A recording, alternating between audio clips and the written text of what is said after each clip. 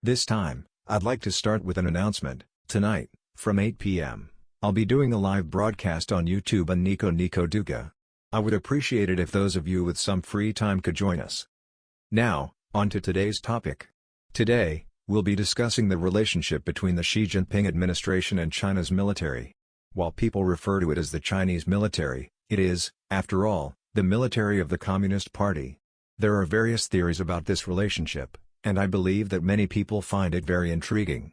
I have been saying for a while that in the relationship between the top ranks of the military and the Communist Party, the party leadership holds greater power.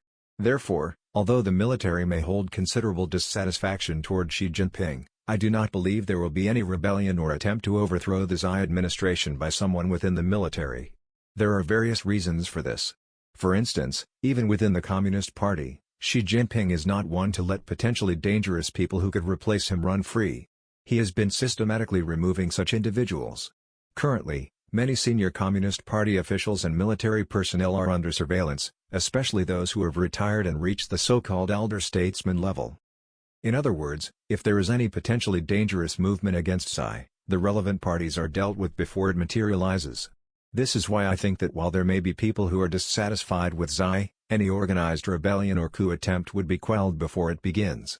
Furthermore, military coups are not something that one person can carry out alone. An officer with a high rank in the military would need significant support from his subordinates. There is a theory circulating online, suggesting that Zhao Yuzhao, a top-level official from the military, might hold more power than Xi. However, even if there were someone with high-ranking subordinates within the military who intended to lead a rebellion, several conditions would need to be met. It's essential to consider why the military is dissatisfied with Xi, which is largely connected to self-interest. Xi has been dismantling the privileges that high-ranking military officials once enjoyed. For example, officers who promoted subordinates in exchange for bribes have been sent to prison, as have those who sold military equipment. Additionally, as we've discussed in previous videos, he's highly vigilant about individuals suspected of leaking information to the United States.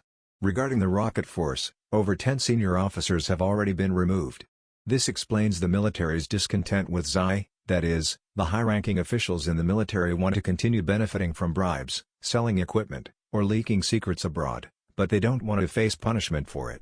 However, it's doubtful that ordinary soldiers would join a revolt against Xi simply because their superiors are dissatisfied over these issues. Historically, military uprisings are generally based on a cause that even ordinary soldiers can support. In Japan, for example, there was the February 26 incident, which wasn't about the personal interests of the officers involved. In Myanmar, the military coup that ousted Aung San Suu Kyi was supported by many in the armed forces who believed they would benefit from a military government. However, in China's case, the military is largely hereditary. Children of high-ranking officials often inherit their positions. These officials enjoy enormous privileges, and ordinary soldiers may feel that both Xi and their superiors are problematic and wish that they would all disappear. Moreover, if you look back at Chinese history, it's rare for regular forces to stage a revolt that leads to the collapse of a dynasty. In China, rebellions typically emerge from those being governed, not from within the government or the military. The military, especially at the senior levels, enjoys stability and privilege, which makes them hesitant to risk their position through rebellion.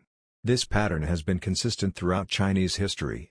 The idea that regular forces might rebel against the current regime is unlikely. This isn't limited to the military but applies within the Communist Party as well.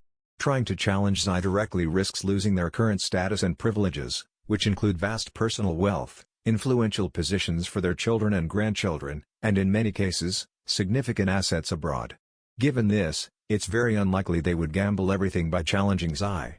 However, I suspect that Xi is dealing with serious health issues, which could present a vulnerability.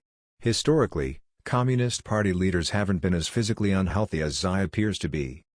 In conclusion, while I don't think the military or the party will directly challenge Xi, his health could become a significant issue.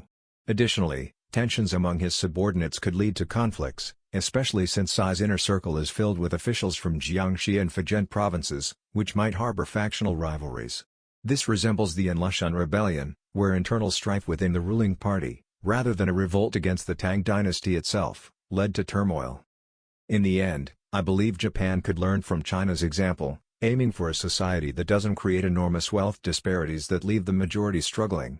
Despite China's high GDP, A society where extreme wealth is concentrated in a small number of individuals is far from ideal. That's all for today's discussion.